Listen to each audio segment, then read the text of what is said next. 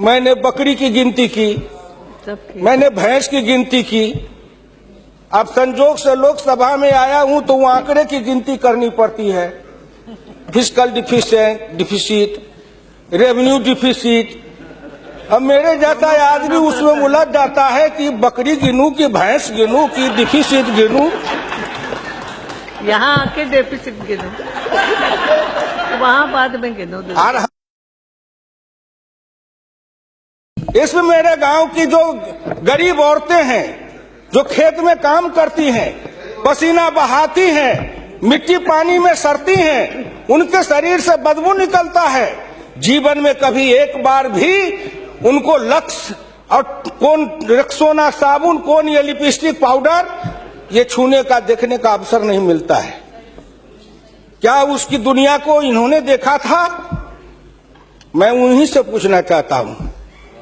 अब तो बड़ी बड़ी बात करते हो, आगे दिन पीछे गए, गुरु से किया न है तब पछतावा होत क्या, चिड़िया चुग गई खेत।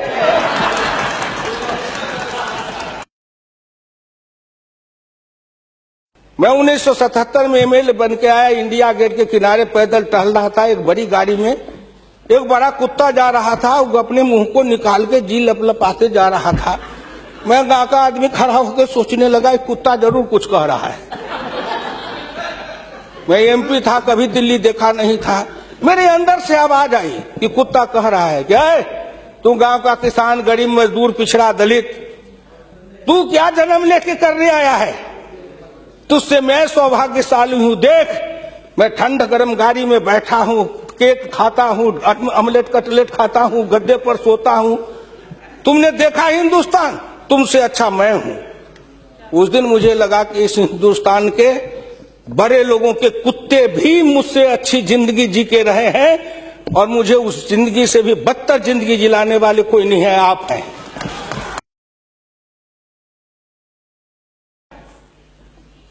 क्या हिंदुस्तान के पिछड़े और दलित समाज के लोगों ने अपराध किया था कि उसमें जन्म लिया? किसी ने भगवान के यहां दरखास्त दिया था कि मुझको तेली बना दो, मुझको लोहार बना दो, मुझको कुर्मी बना दो, मुझको कहार बना दो, मुझको अहिर बना दो, मुझको कलवार बना दो? कोई दरखास्त देके तो नहीं आया। आज वित्त मंत्री जी को धन्यवाद देगा, प्रधानमंत्री को, कि उन्होंने बजट में कुछ ऐसी योजनाएं बनाई है जिससे हिंदुस्तान के जाति प्रथा के बंधन को ढीला करने का अवसर मिलेगा।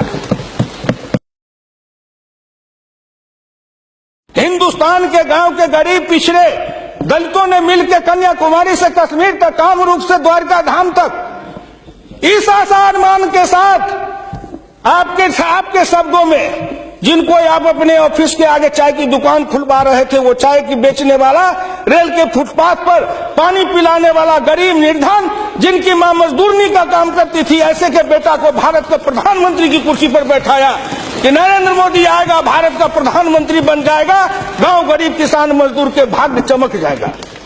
उन्होंने इसलिए सपना को देखा है। प्लीज वो हो जाएगा क्या? ये 9 महीना में हो जाएगा। आप एक नेता बोलते थे, मैं सुन रहा था, मुलायम सिंह यादव बोल रहे थे, मेरे साथी हैं, बरसों तक समाजवादी आंदोलन में लड़े, कि 9 महीना में तो बच्चा पैदा हो जाता है।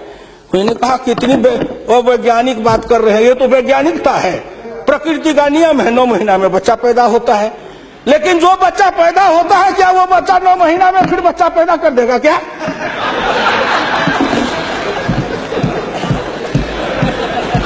कितनी आप वैज्ञानिक बात बोल रहे हो?